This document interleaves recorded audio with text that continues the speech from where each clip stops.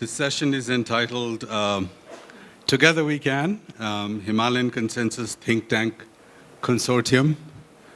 And I guess that's a little old. We could call it Making Think Tank Consortiums Great Again.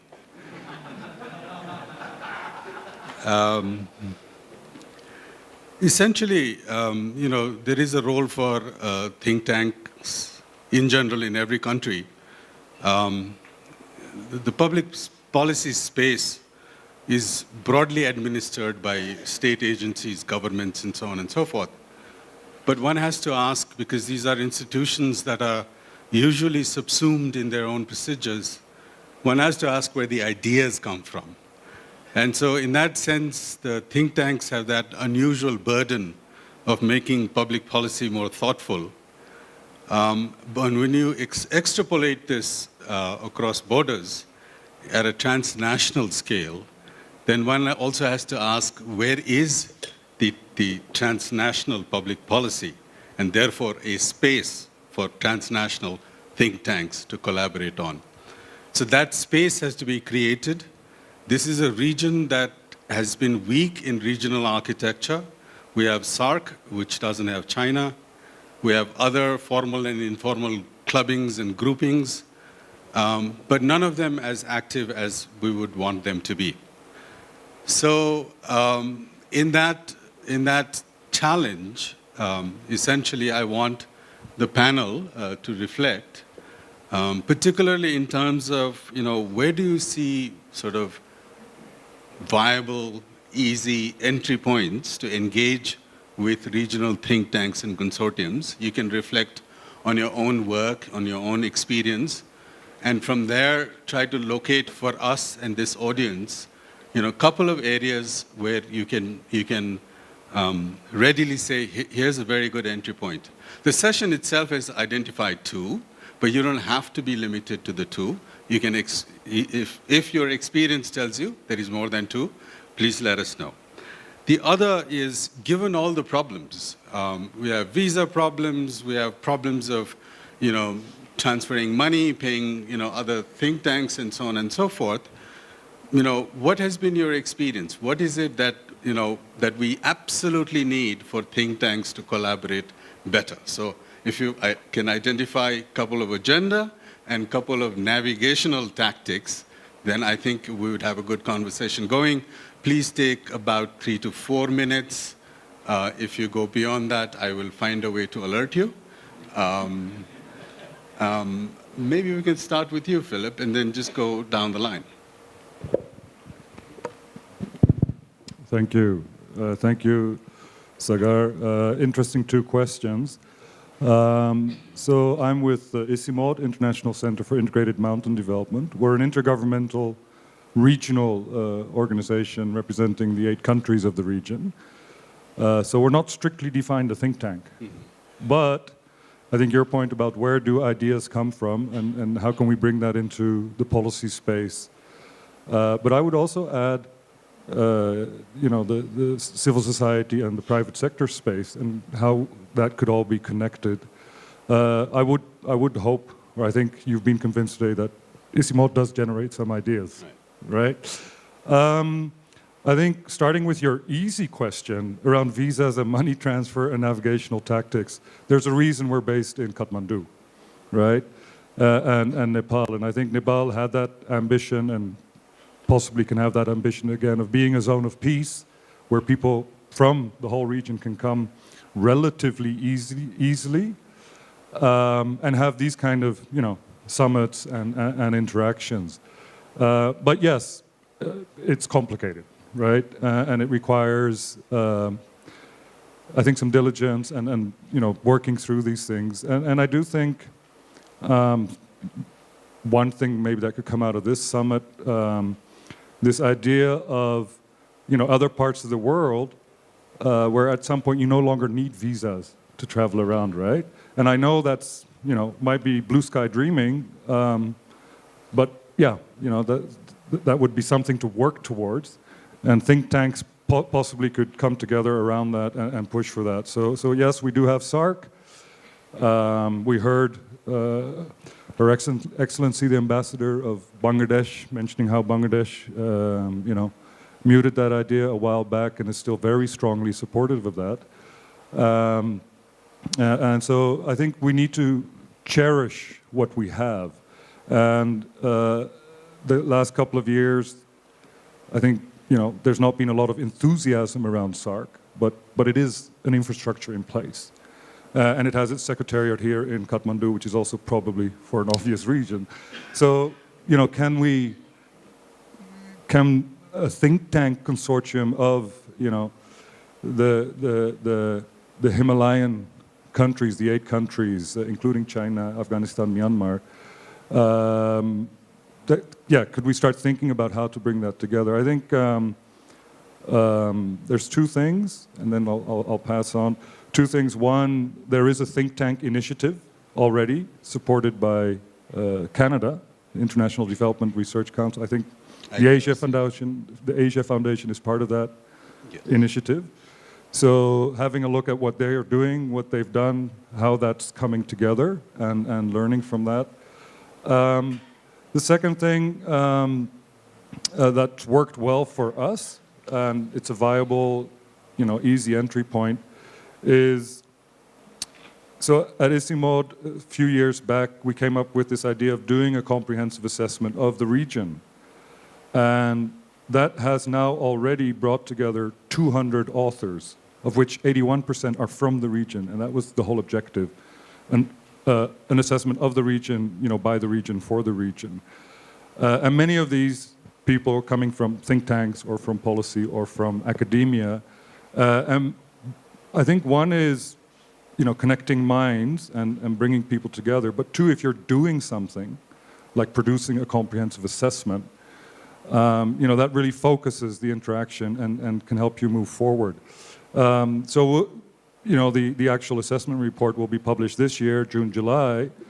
But our vision is to continue this process and to also do thematic assessments. So I think we could invite think tanks from the 8 countries, to see, are there 1 or 2 or 3 thematic assessments that would be interesting to do? And I think, ICIMOD could play a role in facilitating that or hosting that or taking that forward. So that would be my easy entry point. Easy or not, that's very good. There are some naturally transboundary issues that we have to confront, right? I mean, climate change is one of them. There are issues of water. There's issues of, movement of people, movement of goods. And so all of us in this region, one way or the other, in individual countries are working on it. But we have to find a way to make those transboundary issues sort of, come to a common platform of some kind so that we have an intrinsic interest to join that process. And so the think tanks have to be in some ways motivated in that direction also. And this is where I think Bipul can begin to talk. Would you? Yeah, thank you, Sagar. Let me also thank Sujeev and his colleagues, including Lawrence and others, for organizing this wonderful event. I mean, this is the first time I'm attending this summit, and I can see the vibrancy. I can already started getting a lot of ideas which can be taken forward seriously in various possible ways. Let me begin with your first point in the beginning, which you have made, making think tanks better. I guess I know why you are raising this question. It's not that we do not have think tanks in this part of the world, we do not have consortium of think tanks in this part of the world, but if I may say so, and in a bit bluntly, that we still work in silos. And that is something which we need to overcome. And it's more about mindset rather than anything else. Having said that, and before I come to some of the other points or questions that you have posed, I'm not going to take more than 3-4 minutes, like entry points, navigational tactics, and things like that. I think one thing we have to, or a couple of things we have to keep in mind. One is that whether regional cooperation is there or not, whatever indicators that we have to think beyond such things. And we have to see that there are a number of knowledge which is available in our part of the world, in this region. For example, what we heard in this previous session, the kind of knowledge which is there, and also in other sessions since morning. Now somebody has to gather them, put them into specific boxes, see how they can be linked, see how they can be replicated. So those kind of virtual platforms, I think, I would say, which we can work together. I mean, we don't have to do it in a formal manner. I think informal is going to be a better approach rather than having a lot of formalities in place and then things are going to fall apart, or there will be too much of bureaucracy, too much of red tape and things like that. Secondly is that you talked about public policy space, and as you know that public policy is mainly driven by the government, but we also have the responsibility of telling the government guys that, look, these are the ideas which you can pursue, and more I see that government officials in particular, they are much more open than what it used to be. And there I think there's a strong role that not just think tanks, but also business bodies, civil society organizations, that they can play. And the reason why I'm saying this, that I have this hypothesis, and I strongly believe that one of the reasons why regional cooperation is not that good in this part of the world is because there is not much taking or buy-in on the part of the business about the virtues of cooperation. There is also people on the ground, the civil society, the communities, they also don't see the kind of values that cooperation can bring. I mean, I think in one of the previous sessions in the morning, one lady talked about the cooperation between a particular part of Nepal in one particular river and the government of Bihar or people of Bihar, and how that, I mean, Mandiraji, yeah, she talked about this example, and how a very simple early warning system in case of flood has helped saving millions of lives or their livelihood opportunities.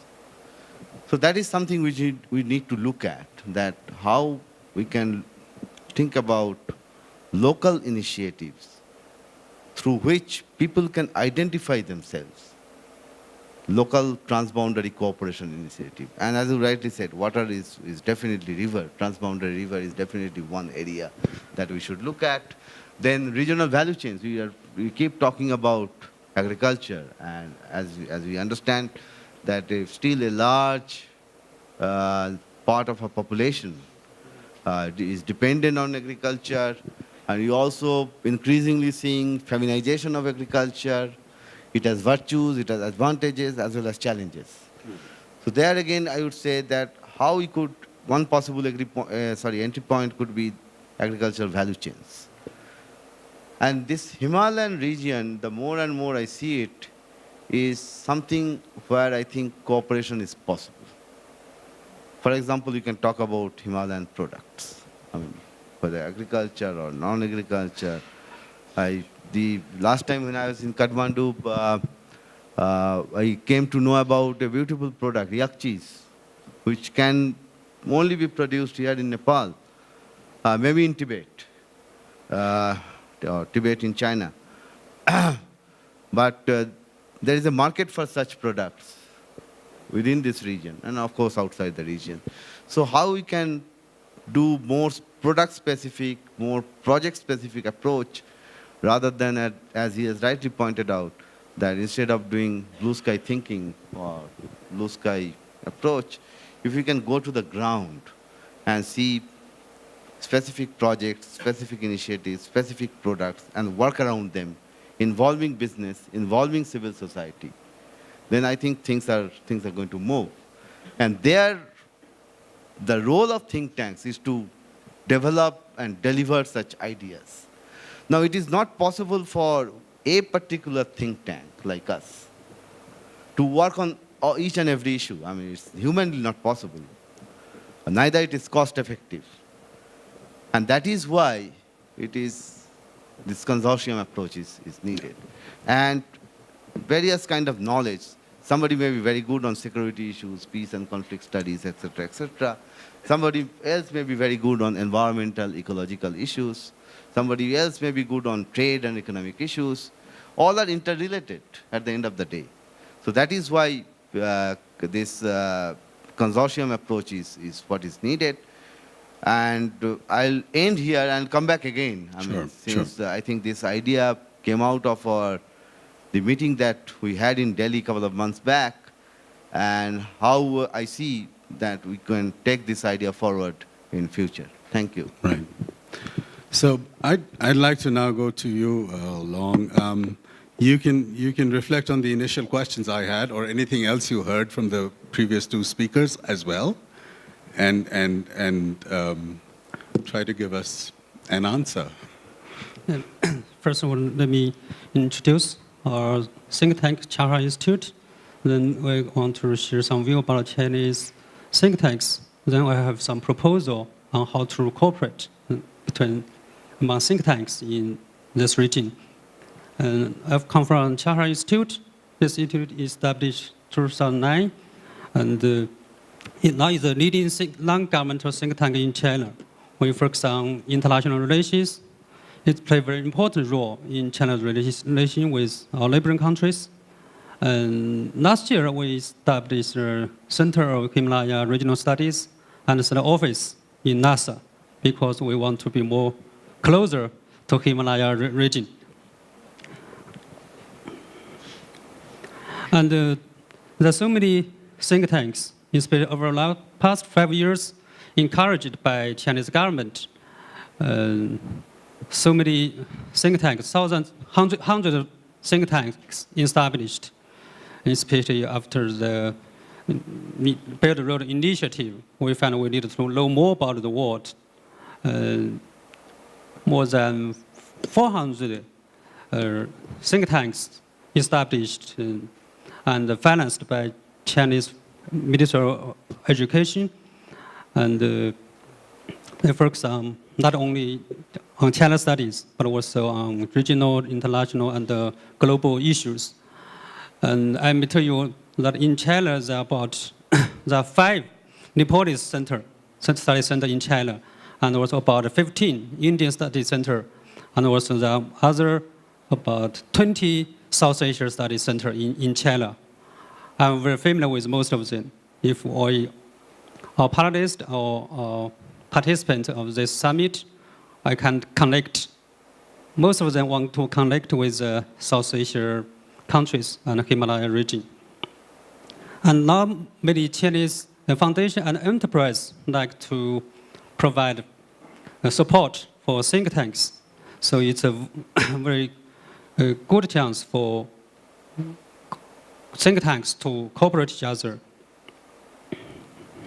And think tanks now in China now play more important role in public affairs and public opinion and the governmental decision making.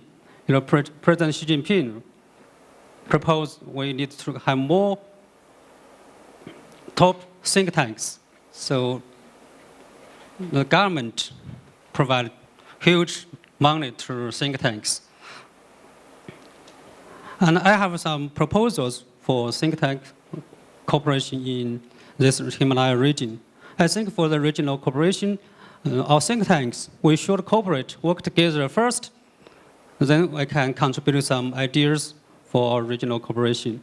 First, I think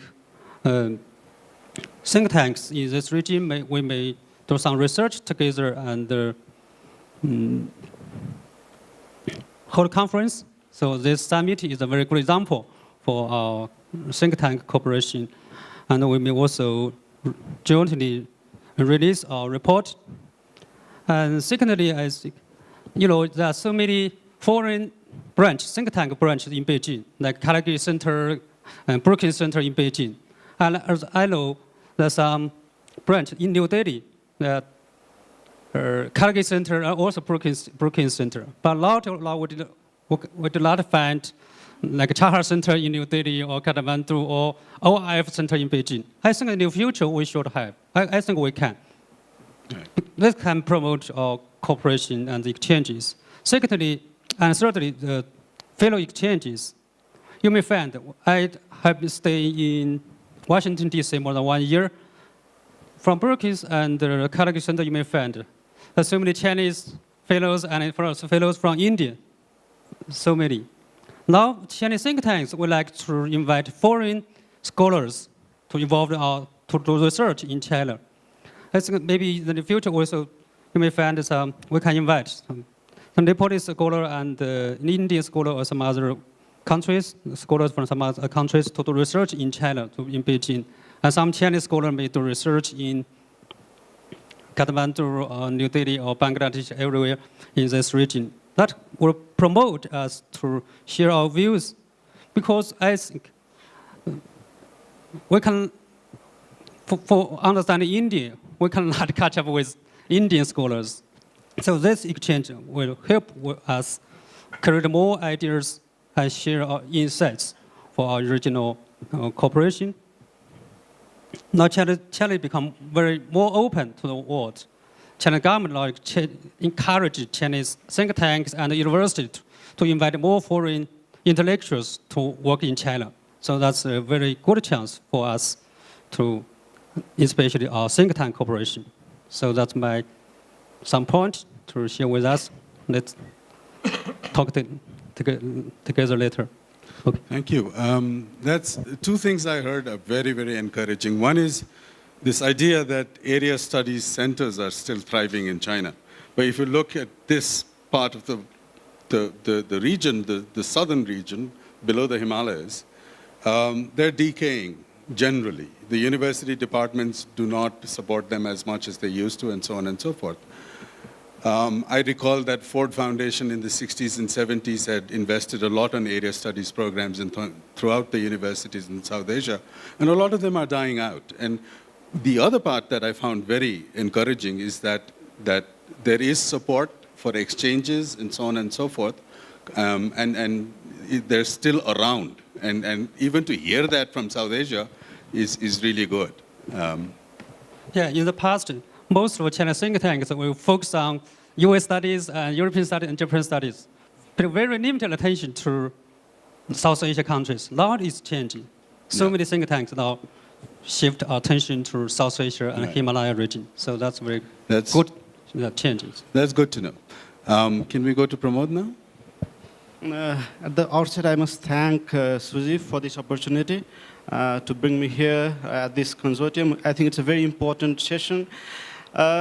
Like Sagar said, it's just the revival of think tanks. We just need to revive, because let me give one example. Around almost a decade ago, we already formed COSAT. It was a consortium of South Asian think tanks where our Institute of Peace and Conflict Studies, was from India. We had one center from Nepal. We had from HCS from Sri Lanka and many others. So we had formed such kind of think tanks in this region. We basically used to work on connectivity, foreign policy, and security issues. But the problem which we faced was two. One was that security agenda always override the development agenda. And that was the major reason that came as a hurdle when we tried to function. Second problem was with the fund, that who will fund, how will fund, and all those complications were there. Third was on the visa regime and all those rules. Like we had participants from Pakistan, so it was very complicated to have conference in New Delhi. So most of the conference of New Delhi was either done in Kathmandu or Singapore or Thailand.